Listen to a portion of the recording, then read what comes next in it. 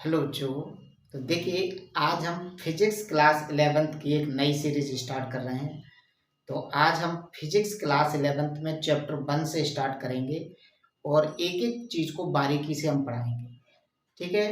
तो आज का हमारा फिजिक्स का क्लास 11th का चैप्टर नंबर फर्स्ट है, जिसका नाम है मापन एवं मात्रा। बड़ा इंपॉर्टेंट टॉपिक है, परीक्षाओं में इससे बड़े क्वेश्चन आते हैं, कंपटीशन में भी बहुत क्वेश्चन पूछे जाते हैं। तो हमारा आज का टॉपिक रहेगा, चैप्टर का नाम है मापन एवं मात्रा। मापन एवं मात्रा इंग्लिश में बोलते हैं मेजरमेंट एंड यूनिट। तो मेजरमेंट क्या होता है? देखिए, बड़ा सिंपल सी डेफिनेशन है मापन की। मापन क्या होता है? मापन यानी मेजरमेंट।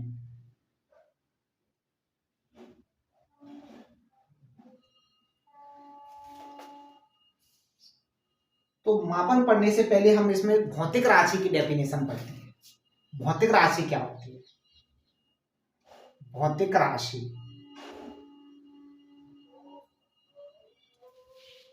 देखिए, भौतिक राशि का मतलब है कि वह राशि जिसकी माप की जा सकती है, जिसको मापा जा सकता है, भौतिक राशि कहलाती है। ठीक है। वह राशि जिसका मापन किया जा सकता है, अर्थात जिसे मापा जा सकता है, उसको हम क्या बोलते हैं? भौतिक राशि। भौतिक राशि को मापा जा सकता है, मापा जा सकता है। अब मापना है तो मापने के लिए हमें किसी पैरामीटर की जरूरत पड़ती है, और उस पैरामीटर को बोलते हैं हम मानक माप। कौन सी माप? मानक माप यानी स्टैंडर्ड।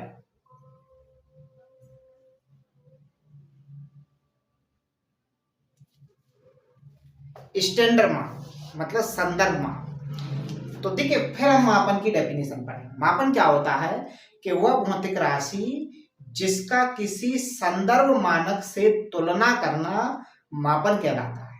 कोई भी भौतिक राशि है और स्टैंडर्ड माप से यदि उसकी हम तुलना करें तो इसी को बोलते हैं मापन।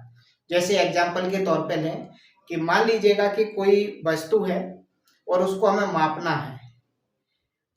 कोई द्रव्यमान है जिसको मापना है, जैसे चीनी है, चीनी को मापना है, तो उसको क्या करते हैं? एक स्टैंडर्ड माप होती है, उसके कंपैरिजन में उसको रखते हैं।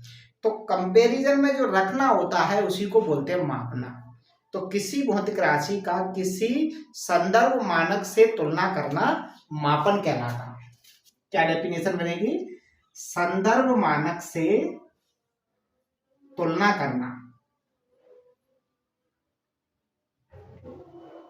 तुलना करना मापन कहलाता है। क्लियर? दूसरे वे में हम ले सकते हैं, जैसे कोई कपड़ा है तो कपड़ा को एक स्टैंडर्ड माप होती है, उसके कंपैरिजन में उसको हम लगाते हैं, तो वो क्या कहलाता है? हमारा मापना कहलाता है। ठीक है। तो किसी भौतिक राशि का किसी संदर्भ मानक से तुलना करना मापन कहलाता है। ओके। अब आता है, किसी वस्तु को मापने के लिए दो बातों को हमें ध्यान रखना होता है। जब किसी वस्तु को नापा जाता है या मापा जाता है तो उसके लिए दो बातों को हमें ध्यान में रखना होता है। नंबर एक, मात्रक, और नंबर दो, उस वस्तु का संख्यात्मक मान। संख्यात्मक मान मतलब उसकी यूनिट को ध्यान रखा जाता है और उसकी न्यूमेरिकल वैल्यू को। न्यूमेरिकल वैल्यू तो किसी भी राशि को मापने के लिए दो बातों की आवश्यकता होती है, एक मात्रक की और एक संख्यात्मक मान की। तो मात्रक क्या होता है? मात्रक का मतलब होता है जिसमें भौतिक राशि को मापा गया है। जैसे लंबाई है तो इसको मीटर में मापा गया है। तो जिसमें भौतिक राशि को मापा जाता है वो उसका कहलाता है मात्रक। भौतिक राशि को जिसमें मापा जाता है वो क्या कहलाता है? मात्रक कहलाता है। संख्यात्मक मान क्या होता है? संख्यात्मक मान का मतलब है कि वो भौतिक राशि उस मात्रक में कितनी बार शामिल है। जैसे फॉर एग्जांपल, किसी वस्तु का द्रव्यमान है 10 किलोग्राम, तो किलोग्राम का मतलब क्या हुआ? मात्रक, और 10 का मतलब क्या हुआ? संख्यात्मक मान। संख्यात्मक मान। तो इस वस्तु का जो द्रव्यमान है वो कितनी बार उस मात्रक में शामिल है? 10 बार। किलोग्राम में कितनी बार शामिल है? 10 बार। तो आप समझ गए होंगे, मात्रक का मतलब है जिसमें भौतिक राशि को मापा जाए। संख्यात्मक मान का मतलब है कि वह भौतिक राशि उस मात्रक में कितनी बार शामिल है। तो यह भौतिक राशि इस मात्रक में कितनी बार शामिल है? 10 बार। अब यहां से एक चीज और आती है कि मात्रक और संख्यात्मक मान का जो गुणनफल होता है वो नियत होता है। जैसे मात्रक को मैं यू लिख दूं, यूनिट, और संख्यात्मक मान को एन लिख दूं, एन मतलब नंबर। इन दोनों का जो गुणनफल होता है वो एक नियतांक होता है। यानी कि संख्यात्मक मान और उसका मात्रक का गुणनफल नियत होता है। यदि इनमें से एक राशि बढ़ जाती है तो दूसरी राशि कम हो जाती है। यदि मान बढ़ जाएगा तो मात्रक कम हो जाएगा, और यदि मात्रक बढ़ जाएगा तो मान कम हो जाएगा। इसको मैं ऐसे भी लिख सकता हूं यहां से कि u जो होता है, मात्रक जो होता है वो संख्यात्मक मान के व्युत्क्रम के बराबर होता है। इसको हम ऐसे लिख सकते हैं, जैसे किसी वस्तु का द्रव्यमान है, मान लीजिए 10 किलोग्राम है, ठीक है। ये किसी एक पद्धति में हो गया। अब इसको हम कन्वर्ट कर लें दूसरी पद्धति में, तो 1 किलोग्राम में कितने ग्राम होते हैं? 1 किलोग्राम में 1000 ग्राम होते हैं। तो क्या हो जाएगा जी? 10 जैसे का जैसा, और इसकी जगह लिख दिया मैंने 1000 ग्राम। इसको मैं और सॉल्व करूंगा तो ये बन जाएगा 10,000 ग्राम। तो इसका मतलब ये हुआ कि देखिए, ये तो क्या था? हमारी भौतिक राशि का मात्रक, सॉरी, ये तो क्या था? संख्यात्मक मान, और यह था मात्रा। जब इसको दूसरे में कन्वर्ट किया तो देखिए ये वैल्यू तो बढ़ गई है, संख्यात्मक मान बढ़ गया है, तो मात्रक क्या हो गया? छोटा हो गया। देखिए ये तो 10 की जगह क्या हो गया? 10,000, मतलब बढ़ चुका है। लेकिन मात्रक क्या हो गया? किलोग्राम की जगह ग्राम हो चुका है। तो संख्यात्मक मान बढ़ जाता है तो उसका मात्रक कम हो जाता है, और यदि मात्रक कम हो जाएगा तो संख्यात्मक मान बढ़ जाएगा। तो कुल मिलाकर हम ये बोल सकते हैं कि संख्यात्मक मान और मात्रक एक दूसरे के व्युत्क्रमानुपाती होते हैं। ओके। अब आता है हमारा प्रश्न कि मापन की कौन कौन सी पद्धतियां होती हैं। मापन की पद्धति,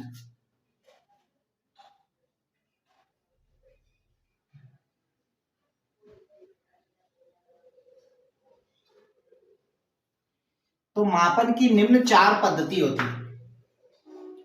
नंबर 1 एमकेएस पद्धति, दूसरा होता है सीजीएस पद्धति,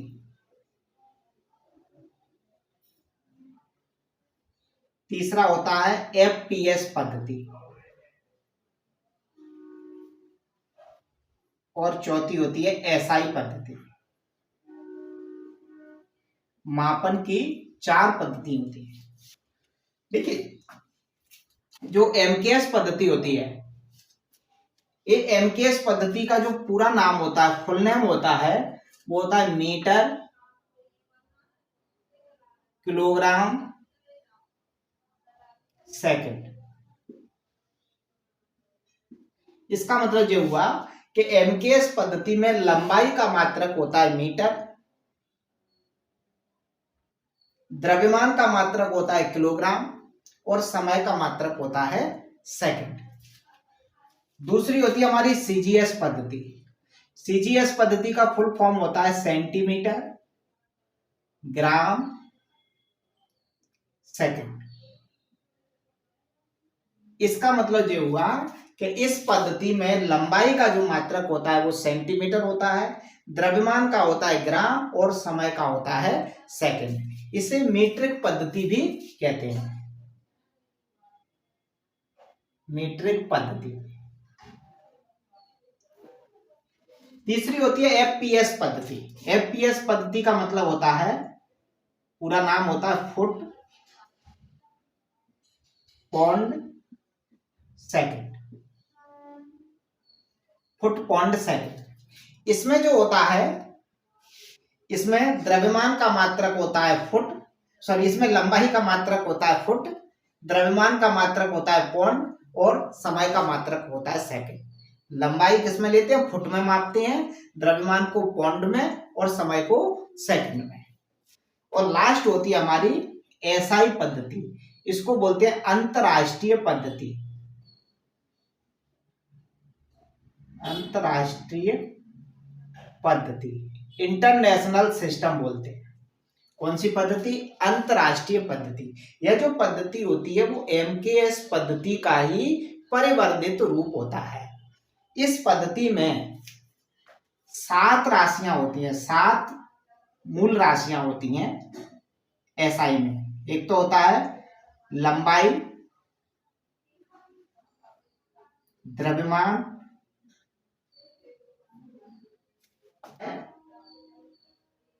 विद्युत धारा,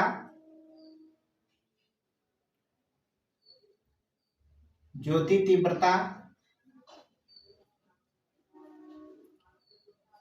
तीव्रता, ताप,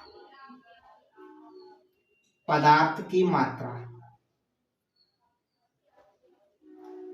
पदार्थ की मात्रा 1 2 3 4 5 6 7।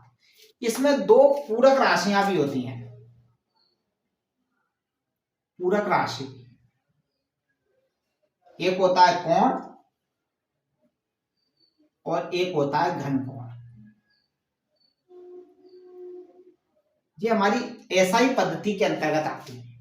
ठीक है, तो मापन की 4 पद्धतियां होती हैं। आप समझ गए होंगे कौन सी पद्धति में लंबाई का मात्रक क्या होता है, द्रव्यमान का क्या होता है, समय का क्या होता है। मूल राशियां,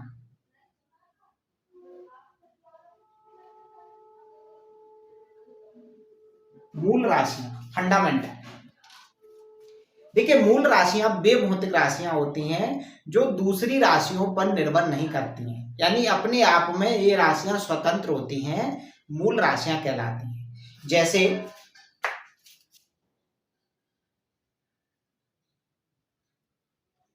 लंबाई, कोमा द्रव्यमान, कोमा समय, कोमा ताप, कोमा विद्युत धारा, कोमा पदार्थ की मात्रा, कोमा ज्योति तीव्रता, ज्योति तीव्रता। ये 7 राशियां हैं, ये मूल राशियां हैं, क्योंकि यह राशि एक दूसरी राशि पर निर्भर नहीं होती है। अर्थात हमें लंबाई ज्ञात करना है तो लंबाई ज्ञात करने के लिए हमें किसी दूसरी राशि का सहारा नहीं लेना है, हम सीधा सीधा लंबाई ज्ञात कर सकते हैं। तो वे राशियां जो दूसरी राशियों पर निर्भर नहीं होती, अर्थात दूसरी राशियों के सहारे नहीं होती हैं, मूल राशियां कहलाती हैं। और मूल राशियों की संख्या होती है कितनी? 7। ये हमारी जो 7 राशियां हैं ये मूल राशियां हैं। ठीक है, 1 2 3 4 5 6 और 7। उसके बाद आता है व्युत्पन्न राशियां। व्युत्पन्न राशियां, तो व्युत्पन्न राशियां क्या होती हैं? बड़ी सिंपल सी बात है। व्युत्पन्न राशि का मतलब है कि वे राशियां जो मूल राशियों पर निर्भर होती हैं, अर्थात मूल राशियों की सहायता से ही ज्ञात की जाती हैं, व्युत्पन्न राशियां कहलाती हैं। तो वे भौतिक राशियां जो मूल राशियों पर निर्भर होती हैं, व्युत्पन्न राशियां कहलाती हैं। जैसे क्षेत्रफल, जैसे क्षेत्रफल मतलब एरिया, क्षेत्रफल बराबर क्या होता है? लंबाई इंटू चौड़ाई। क्षेत्रफल हम कैसे ज्ञात करेंगे? जब हमें लंबाई और चौड़ाई मालूम होगी। तो लंबाई कैसी राशि है? मूल राशि। चौड़ाई भी क्या होती है? एक लंबाई होती है, तो यह भी मूल राशि। तो जो क्षेत्रफल हम जब हमें लंबाई और चौड़ाई मालूम होगी तभी हम ज्ञात कर सकते हैं। तो क्षेत्रफल किस पर निर्भर है? मूल राशि पर। इसलिए क्षेत्रफल कैसी राशि होगा? व्युत्पन्न राशि। दूसरा बोले हम आयतन। आयतन बराबर भी क्या होता है? लंबाई गुणे चौड़ाई इंटू ऊंचाई। तो लंबाई कैसी राशि है? मूल राशि। चौड़ाई भी एक लंबाई होती है, यह भी मूल राशि है, और ऊंचाई भी एक लंबाई होती है, यह भी मूल राशि है।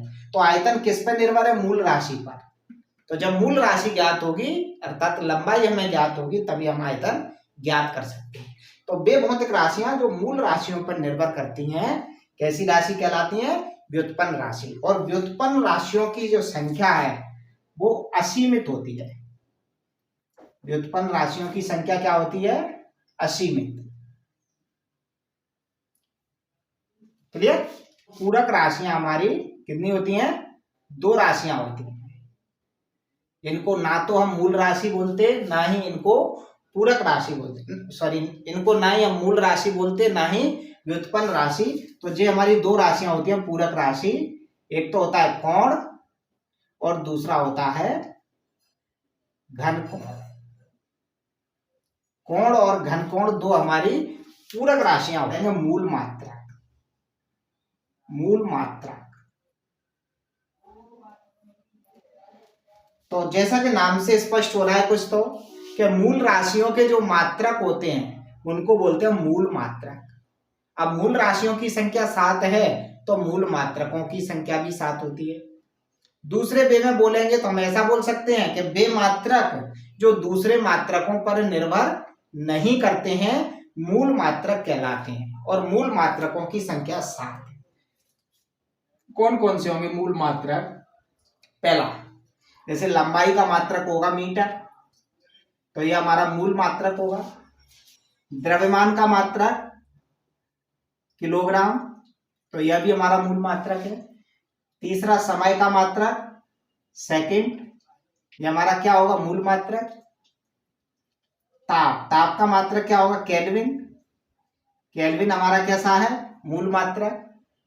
इसके बाद विद्युत धारा, विद्युत धारा का मात्रक एम्पियर, तो एम्पियर क्या होगा? हमारा मूल मात्रक। इसके बाद ज्योति तीव्रता, छठवा क्या है? ज्योति तीव्रता। ज्योति तीव्रता का मात्रक होता है कैंडेला, तो कैंडेला हमारा क्या होगा? मूल मात्रक। और सबसे लास्ट में है 7वां, पदार्थ की मात्रा, और पदार्थ की मात्रा का मात्रक होता है मोल, तो मोल हमारा कैसा होगा? मूल मात्रक। तो ये हमारे सब क्या है? मूल मात्रक। तो मूल मात्रकों की संख्या कितनी है? 7। इनको सांकेतिक रूप से लिखेंगे तो ऐसा लिख सकते हैं, मीटर को एम से लिखते हैं, किलोग्राम को केजी लिखते हैं, सेकंड को एस से लिखते हैं, केल्विन को के से लिखते हैं, एम्पियर को ए से लिखते हैं, कैंडेला को सीडी। ये स्मॉल सीडी है, ठीक है? ये कैपिटल सी नहीं बनाना, नहीं तो ये कैडमियम हो जाएगा। और मोल को हम लिखेंगे MOL। तो ये इनके क्या हो जाएंगे? संकेत हो जाएंगे, ठीक है? हिंदी में लिखना है तो ऐसे लिखेंगे, इंग्लिश में सिंबॉलिक तरीके से लिखेंगे तो ये हो जाए। तो मूल मात्रकों की संख्या कितनी है? 7। अब आते हैं हमारे व्युत्पन्न मात्रक। व्युत्पन्न मात्रक, तो जैसा कि नाम से स्पष्ट है कि व्युत्पन्न राशियों के जो मात्रक होंगे उनको हम व्युत्पन्न मात्रक बोल सकते हैं। जो भी व्युत्पन्न राशियों के मात्रक हैं वो क्या कहलाएंगे? व्युत्पन्न मात्रक। या ऐसे बोल सकते हैं कि वे मात्रक जो मूल मात्रकों पर निर्भर करते हैं, अर्थात मूल मात्रकों की सहायता से ज्ञात किए जाते हैं, व्युत्पन्न मात्रक कहलाते हैं। अब व्युत्पन्न मात्रक बहुत सारे होंगे क्योंकि व्युत्पन्न राशियां असीमित हैं तो व्युत्पन्न मात्रक भी असीमित होंगे। जैसे मैं एक एग्जांपल के तौर पे ले लूं, जैसे चाल बराबर क्या होता है? दूरी बटे समय। तो दूरी क्या? एक लंबाई है, लंबाई का मात्रक क्या हो जाएगा? यहां से निकालेंगे मीटर, तो जो बन गया मीटर, और समय का मात्रक सेकंड। तो चाल का मात्रक क्या बन गया? मीटर प्रति सेकंड। तो मीटर प्रति सेकंड हमारा कैसा मात्रक है? मीटर प्रति सेकंड हमारा व्युत्पन्न मात्रक है क्योंकि ये किस पे डिपेंड है? मूल मात्रकों पर। दूसरा हम ले लें कोई भी, जैसे त्वरण बराबर वेग में परिवर्तन बटे समयांतर। वेग में परिवर्तन बटे समयांतर या समय। तो वेग में परिवर्तन होगा तो वेग ही रहेगा। और वेग और चाल का मात्रक क्या होता है, ये निकला है ऊपर अभी, वेग और चाल का सेम होता है मीटर प्रति सेकंड। और समयांतर, तो समयांतर का मतलब क्या होगा, समय का अंतर, तो यह भी एक समय रहेगा और इसका बन जाएगा सेकंड। इसके अपॉन में वन मान लेंगे, वन ऊपर चला जाएगा, तो ऐसा बन जाएगा मीटर प्रति सेकंड स्क्वायर। तो मीटर प्रति सेकंड स्क्वायर कैसा मात्रक होगा, व्युत्पन्न मात्रक होगा, क्योंकि यह मूल मात्रकों पर निर्भर है। तो वे मात्रक जो मूल मात्रकों पर निर्भर होते हैं व्युत्पन्न मात्रक कहलाते हैं, और व्युत्पन्न मात्रकों की संख्या होती है असीमित। ठीक है। इसके बाद आता है हमारा पूरक मात्रक। पूरक मात्रक, दो हमारे पूरक मात्रक होते हैं। पूरक मात्रक, पूरक मात्रक क्या है, कोण और घनकोण तो हमारे क्या है, पूरक राशियां। कोण और घनकोण क्या है, हमारी पूरक राशियां। और इनके जो मात्रक होते हैं उनको बोलते हैं पूरक मात्रक। तो कोण का मात्रक होता है रेडियन, रेडियन, इसको आरडी से लिखते हैं।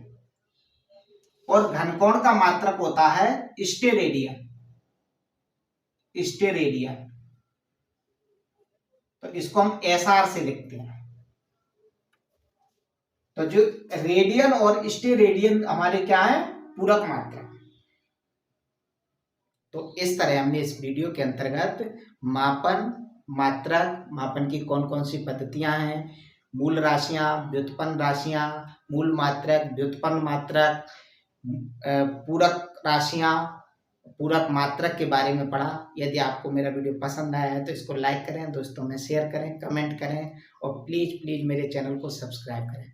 तब तक गुड बाय, टेक केयर, मिलते हैं फिर नई एक वीडियो।